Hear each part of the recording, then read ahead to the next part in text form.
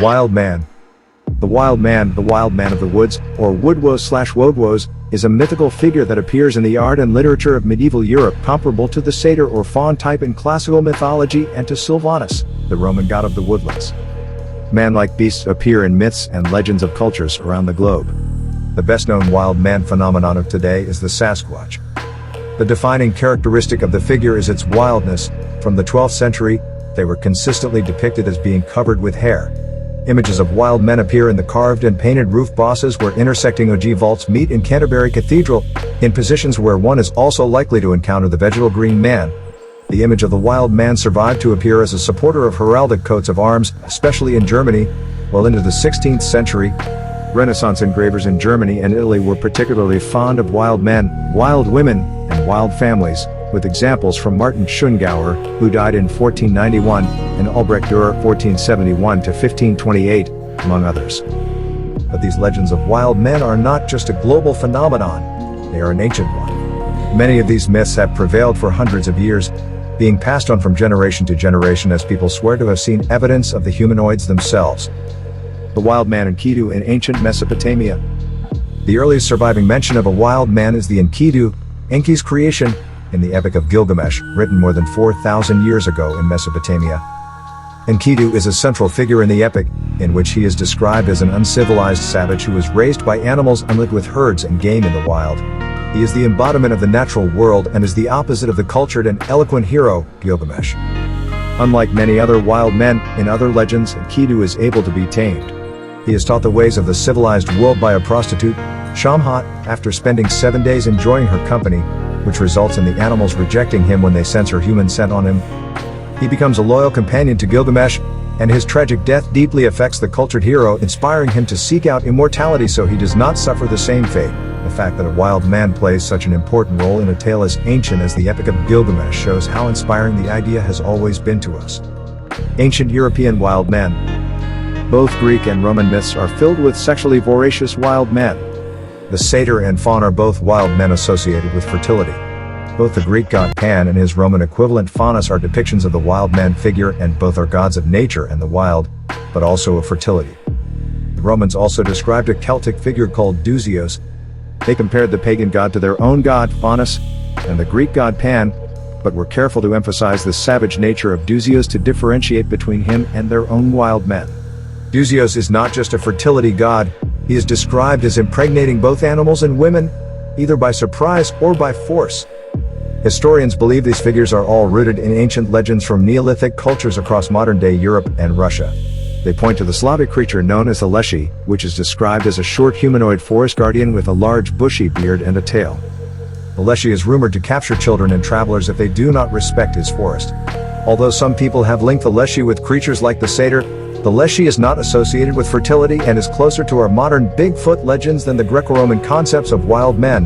There are many other examples of wild men in Eastern European and Russian mythology dating back many hundreds of years, and these range from benevolent figures who are protectors of the forests and mountains to sinister and demonic wild men who inflict harm on anyone who discovers them. The Ural region of Russia has a legend of the Divnyi, who are beautiful wild people with the ability to tell the future, while the Kostroma Oblast region believes in the Chort, a hideously grotesque-looking wild man with a thin tail and cloven hooves who is inherently evil in nature and is considered to be a minion of Satan by Christians in the region. In folk tales, the Chort often tries to trick people into selling their soul for trivial things. Early medieval beliefs of wild men. The legend of the wild man remained a part of European culture and sources from the 9th and 10th centuries. One Spanish source which describes the penance given for certain behaviors mentions the minor penalty faced by those who dressed up as wild men and took part in a dance, which was a resurgence of earlier pagan practice. Around the same time in the 9th century, Irish folklore describes how a pagan king is driven mad when he attacks a Catholic bishop, eventually transforming into a beast who roams the woods. The Konungskutia, educational Norwegian text from the 13th century, describes a creature very similar to other descriptions of wild men. The text says the strange creature was like a human but with a great deal of coarse hair. It says the creature was captured in the woods in Ireland, and that no one could tell if it understood human speech or not. These accounts of wild men from the earlier medieval period are once again varied. There is the godlike wild man echoing Pan and Faunus, and the savage beast resembling a human like the Leshy. It is in this period that the earliest use of the wild man as a warning of the dangers of immorality survives, with the cautionary Irish tale warning that becoming a wild man is a fate anyone may suffer if they defy the church. Later medieval wild men. The wild man was now firmly rooted in folklore, and the many roles he played were depicted in artwork throughout the later medieval period across Europe. The images all show a human with a thick pelt of hair, and the figure appears in embroidery, carvings, paintings, statues, stained glass, illuminated manuscripts, and even on more obscure objects such as a bread mold. Along with the artwork, it was during the 14th century that the term woodwose came into use as a way of describing a legendary wild man figure. The word is the origin of the modern surname Woodhouse, but its etymology is somewhat unclear. Although it definitely refers to woods or forests, the suffix wose has several potential meanings. The two most likely translations of those are being and forlorn or abandoned person. This medieval wild man was described as a hairy beast-like person in sources like Sir Gawain and the Green Knight, and the woodwose appears in the artwork of the time as a bestial-ish creature, though, like a Kedu in the Epic of Gilgamesh, this wild man can be tamed by the right person, usually a pure and virtuous young woman.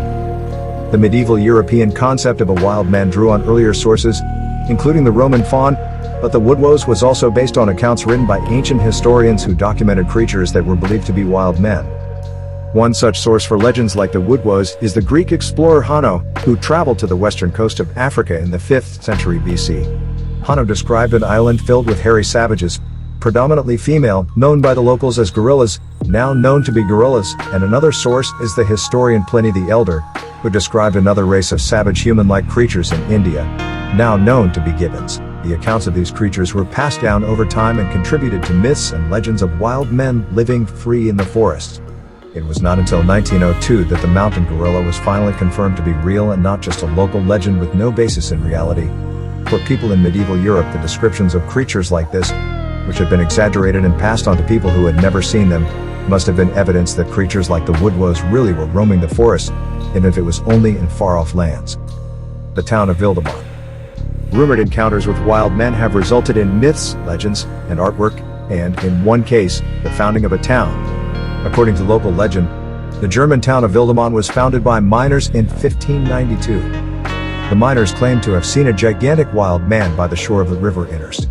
The wild man was swinging a fir tree as a club to defend his giant female companion from the strange men as they attempted to capture him and take him to show the local earl. They claimed they were successful, but the wild man died on the journey to the earl. When they returned to the spot where he had been, they found a rich deposit of ore, and the town was founded and named in his honor. In a further tribute, the coat of arms for Vildemond bears the image of a wild man, which was also a symbol for miners in Renaissance Germany and appears on a number of other coats of arms.